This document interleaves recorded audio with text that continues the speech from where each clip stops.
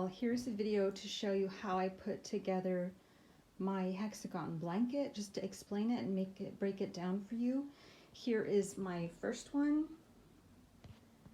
and then this one is the second one. And you can see I've already done rows, and I'm just going to explain to you how that works. To begin with, so this is just one. It's good to measure the length or the width. It's the same thing, and that way you can figure out how many hexagons you would need to make a blanket. What I've done here is, when I put together the blanket the way I wanted it, I put it on the back of this fleece so that it doesn't move. That way I'm sure that when I'm walking or playing with it, that the piece is not going to go anywhere. And then I also showed you in the video where I show you how to make the hexagon, I tell you to leave a tail. I put the tail inside so that I could put them together easier. And I told you to make it about 3 times the width, well, longer, about 4 times the width of your top here. Why is that? I'm going to show you why, because when you start putting the rows together, when you start attaching it, you want to start with your, I'll show you like this, with your tail end here and work it to this side. So on the end side, there's going to be no tails because I'm always working them onto the other side. And you want to have the next tail ready here when you're putting it together. So I would be sewing this on here, and the next tail would be there. And then when you go to put 2 together, you can see that all of the tails are on the left side. And that way, when you put 2 rows, when you attach the 2 rows, all you're going to do is, hang on, let me show you here, is fold it over. So this one's going to attach, there. And then your tail is what you're going to use to attach it.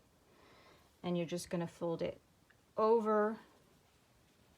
And this is the tricky part, is figuring out where you can pin it so that you're sure you're not doing it the wrong way, so that when you go to flip it, it's on the right side. So you're going to use all your tails that we saved to attach it. Then you get a beautifully attached piece. The way that I attach it is I go through the back loops only, which doesn't give you a ridge, and it lets it lie really, really flat. That's what I really love about using the back loop only, is you get this beautiful, beautiful, beautiful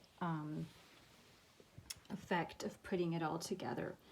So I'm doing 2 rows at a time, and then I'll put 2 and 2 together until I'm ready to put 2 halves together to come to the beautiful, beautiful blanket. I hope that was helpful. If you have any questions, do ask me. I would love to hear from you. Bye. I just wanted to show you how to sew the back loops together. So here is my yarn, and I'm going to go in the second chain.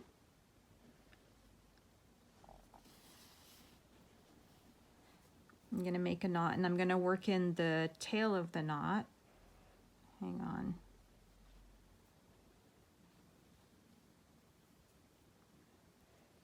Okay, and here we're going to look for the first double crochet. You can see there are V's, and you're going to take that back loop, and then on the other side, the back loop. So actually everything that's on the outside,